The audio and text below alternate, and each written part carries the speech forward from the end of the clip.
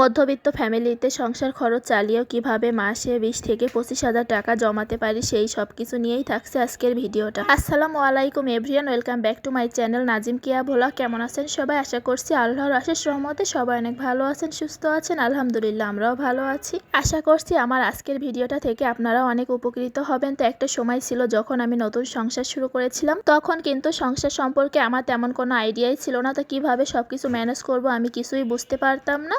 তারপরে এখন কিন্তু আমার অনেক ধারণাই হয়ে গিয়েছে। তো আমার সংসারটা আমি কিভাবে সব দিকে ম্যানেজ করি সেগুলো আজকে শেয়ার করব। তো সময়ের সাথে সাথে কিন্তু অনেক কিছুই শেখা হয়ে যায়। তো আমার মতো অনেকে আছেন যারা নতুন সংসার শুরু করছেন, তো আশা করছি তাদের জন্য আজকের ভিডিওটা অনেক উপকারী হবে। আমাদের সবার উচিত ভবিষ্যতের কথা চিন্তা করে হলেও কিন্তু এখনই একটা সেভিংস করে রাখা। ফ্যামিলিটা যতই বড় হতে থাকে ততই কিন্তু সংসারের খরচটাও বাড়তে থাকে, আর ভবিষ্যতে কিন্তু ছেলে মেয়ের পড়ালেখার খরচ সবকিছু মিলে কিন্তু অনেকটা খরচই হয়। তার জন্য কিন্তু এখন থেকে যদি সেভিংসটা করে রাখা হয়, প্রয়োজন হলে তখন সেই টাকাটা কাজে লাগানো যাবে। আর টাকা ছাড়া কিন্তু সমাজে কোনো মূল্যই থাকে না, সবার জীবনে কিন্তু টাকাটা অনেক বেশি দরকার। তো আমার দেখা একটা ফ্যামিলি ছিল যারা সবসময় খাওয়া দাওয়া পোশাক আশাক সবকিছুর পিছনে অনেক বেশি খরচ করতো, কিন্তু মাস শেষে কোনো সেভিংসই রাখতো না, যেটা অনেকেই বুঝতে পারতো। তাই আমার আশপাশের ফ্ল্যাটের যে ভাবিরা ছিল তারাও তাকে পরামর্শ দিত যে মাস শেষে কিছু সেভিংস করে রাখতে, কিন্তু এই বিষয়টা তারা একটুও গুরুত্ব দিত না। তারপর যখন করোনার সময় হয় আর তার হাজবেন্ডেরও চাকরিটা চলে যায়,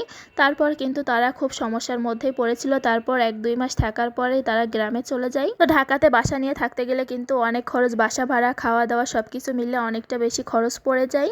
আর তারা যেহেতু কোনো সেভিংসই রাখতো না, যার কারণে তাদের হাতে কোনোই টাকা পয়সা ছিল না, তার কারণে তারা কিন্তু বেশি দিন আর ঢাকায় থাকতে পারেনি, কারণ চাকরি ম্যানেজ করা সবকিছু মিলে অনেকটা সময় লেগে যাচ্ছিল। তাই জন্য কিন্তু আমাদের সবারই উচিত অল্প করে হলেও সেভিংস করে রাখা, কারণ কখন কার জীবনে কোন বিপদ চলে আসে সেটা তো আমরা কেউই জানি না। এজন্য কিন্তু সবসময় আয়ের সাথে ব্যয়ের সামঞ্জস্য রেখে চলাটা অনেক বেশি গুরুত্বপূর্ণ। তাই জন্য আমাদের ইনকাম যেমন ঠিক সেইভাবে খরচটা করতে হবে, খেয়াল রাখতে হবে যাতে মাস শেষে আমরা কিছুটা হলেও সেভিংস করতে পারি। তো ভিডিওতে দেখতে পাচ্ছেন আমি কিন্তু পুদিনা লাগাচ্ছি। তো সামনে কিন্তু রোজার মাস আসছে, আর রোজার মাসে প্রচুর শরবত খাওয়া হয়।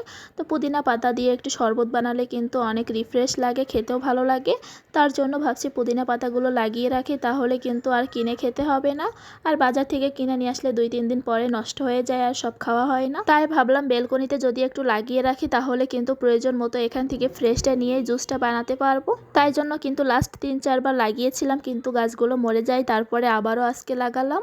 তো দেখা যাক এবার কি হয়। কেন জানি না পুদিনার এই গাছগুলো আমি বাঁচাতেই পারি না, লাগানোর 1-2 দিনের মধ্যেই মারা যায়। তো আপনারা একটু বলবেন তো কিভাবে আসলে এগুলো লাগালে বেঁচে যাবে। এইবার তো পুদিনার ডালগুলো কিনে নিয়ে আসার পর আমি পানিতে ভিজিয়ে রাখছিলাম, তারপর নতুন শিকড় বের হওয়ার পর আমি এখানে লাগিয়ে দিয়েছি। তো মোটামুটি অনেকগুলো ডাল ছিল, তাই আমি সব জায়গায় অল্প অল্প করে লাগিয়ে দিয়েছি, দেখা যাক কোথায় বাঁচে।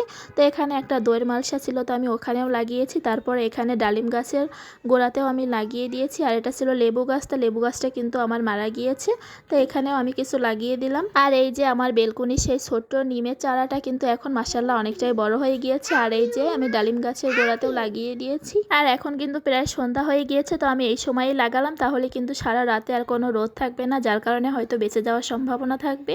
আর এখন আমি বেলকনির সব গাছগুলোতে পানি দিয়ে দিচ্ছিলাম। বেলকনিতে কিন্তু আমার একটা সরিষা গাছও হয়েছে, তাতে কিন্তু সরিষাও হয়েছে, তো সেটাই লাস্টে আপনাদের সাথে শেয়ার করলাম। তো এখন কিন্তু মাগরিবের আজান হয়ে গিয়েছে, তারও অনেকটা পরে আমি চলে আসলাম দুধ জ্বালানোর জন্য।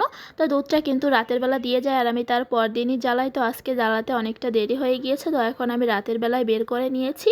আর একটু পরে যেহেতু আবারও দুধ দিতে আসবে, তার জন্য কিন্তু দুধের হাঁড়িটাও আমি পরিষ্কার করে রেখে দিলাম। তো দুধটা জাল করতে দিয়ে আমি চলে আসলাম রুমে। তো রুমে এসে আমি সব কিছু লিস্ট করছিলাম। তো বেতন তো পেয়ে গিয়েছে, তো এর ভিতরে আমার যা যা খরচ আছে মাসে সংসার খরচ বাবদ সেগুলাই আমি কিন্তু লিখে রাখছিলাম। কোথায় আমার কি পরিমাণ খরচ হবে সবকিছুই আমি একটা লিস্ট তৈরি করেছি। তো এইভাবে যদি করা যায় তাহলে কিন্তু খরচটা সবকিছু হিসাব রাখা যায়। সবসময় যদি খরচটা এভাবে লিখে রাখা হয় তাহলে কিন্তু অতিরিক্ত কোনো কিছুই খরচ হয় না। তো এখানে আমার বাসা ভাড়া, কারেন্ট বিল, ওয়াইফাই বিল, গ্যাস বিল, তারপরে বাজার, অন্যান্য যা খরচ থাকে সবকিছুই আমি একটু লিখে রেখেছি। তো এখানে আমার কোথায় কি খরচ হবে সবকিছুই কিন্তু আমি সেইভাবে টাকাটা হিসাব করে রেখে দিব। তো আপনাদের একটা ধারণা দেওয়ার চেষ্টা করেছি। তো টাকার অ্যামাউন্টগুলো কিন্তু আমি এখানে লিখিয়ে নিই। সংসার খরচ বাবদ যে টাকাটা সেটা কিন্তু মেয়ের বাবা আমাকে নিয়ে এসে দিয়েছে। তো এখান থেকে আমি কিন্তু সবকিছু হিসাব করে রেখে দিব কোথায় কত টাকা লাগবে। আর পুরো মাসে আমাদের যে অ্যামাউন্টটা লাগে সেটা কিন্তু আমরা পুরোটা তুলি না, আমাদের যতটুকু লাগবে সেইভাবেই আমরা তুলি, পরে আবারও তোলা হয়। তো সবসময় আমরা চেষ্টা করি প্রথমে যে টাকাটা তোলা হয় সেই টাকার ভিতরে খরচটা অনেকটা চালিয়ে নেওয়া, তারপরেও যদি যদি প্রয়োজন হয় তারপর আবার তোলা হয়। সব সময় চেষ্টা করি বাজেটের বাইরে অতিরিক্ত কিছু খরচ না করার, আর এইভাবেই কিন্তু আস্তে আস্তে সব কিছু জমিয়ে আমরা মাসে এসে 20 থেকে 25,000 টাকা রাখতে পারি। তো এই টাকার অ্যামাউন্টটা কিন্তু ফিক্সড না, কোনো মাসে দেখা যায় একটু বেশিও খরচ হয়, আবার কোনো মাসে একটু কম। তার জন্য কিন্তু 20 থেকে 25,000 টাকা মাসে আমরা রাখতে পারি। সাভারে বাসা নেওয়ার পরে কিন্তু আমাদের সেভিংসের অ্যামাউন্টটা অনেকটাই বেড়ে গিয়েছে, কারণ সাভারে যেহেতু বাসা ভাড়া অনেক কম। তো এখানে আপনারা যারা থাকেন তারাই বুঝতে পারবেন। ভাড়া বাসায় থাকলে দেখা যায় মাস শেষে বাসা ভাড়া বাবদই অনেকটা বড় অ্যামাউন্ট চলে যায়। সাভারে বাসা নিয়ে আমাদের এই দিকটা অনেকটা উপকারী হয়েছে। তো আপনারাও যারা টাকা সেভিংস করতে চান তারা কিন্তু বাসা ভাড়ার এই বিষয়টা অবশ্যই মাথায় রাখার চেষ্টা করবেন। এছাড়াও প্রতিদিনের খরচের পাশাপাশি আমরা যদি 10-20 টাকা বা 50 টাকা বা 100 টাকা এরকম অল্প অল্প করেও যদি এক সাইড করে রাখতে পারি, তাহলে কিন্তু মাস শেষে অনেকটা বড় অ্যামাউন্টই হয়ে যায়। সেটা কিন্তু আমরা আমাদের শখের কাজেও কিন্তু খরচ করতে পারি। তা আমার আজকের ভিডিওটা আপনাদের কাছে একটু উপকারে আসলে অবশ্যই আপনাদের ফ্যামিলি অ্যান্ড ফ্রেন্ডসদের সাথে শেয়ার করে দিতে পারেন, আর ভিডিওতে একটা লাইক দিয়ে আমার কমেন্ট সেকশনে আপনাদের মতামতটি লিখে জানাতে পারেন। ভালো লাগলে আমার ইউটিউব চ্যানেলটি সাবস্ক্রাইব করে পাশে থাকা বেল বাটনটি অন করে রাখতে পারেন পরবর্তী এরকম ভিডিও আরও দেখতে। তারপর কাজ শেষ করে আমি চলে আসলাম রান্নাঘরে, কারণ দুপুরে আজকে রান্না করা হয়নি, তাই রাতের বেলা রান্না করতে হবে। তো দুপুরবেলা আমি ছোলা সিদ্ধ করে রেখেছিলাম ডিম দিয়ে রান্না করার জন্য, তো দুপুরে রান্না করতে পারিনি, তাই আবার রাতে রান্না করে নিচ্ছি। তো এখানে সব রকম মশলা দিয়ে মশলাটা আমি ভালো করে কষিয়ে নিয়েছি। তারপর এখন ছোলার ডালগুলো দিয়ে আমি ভালো মতো কষিয়ে নিব। ছোলাটা ভালো করে সিদ্ধ হওয়ার জন্য কষানোর সময় আমি অল্প করে পানিয়ে দিব। তারপর কিন্তু এইদিকে এসে দেখি আমার মেয়েটা ঘুমিয়ে পড়ছে। বেশ কিছুক্ষণ ধরে তার কথাবার্তা শুনছিলাম না, তো একটু ছোলা সিদ্ধ খাইতে দিয়েছিলাম আর টিভি দেখছিল, তো তার মধ্যেই ঘুমিয়ে গিয়েছে। তো আজকে আর দুপুরে ঘুমায়নি, তার জন্য এখন ঘুমাই গেল। এইভাবে ঘুমিয়ে আছে দেখে অনেক খারাপ লাগলো।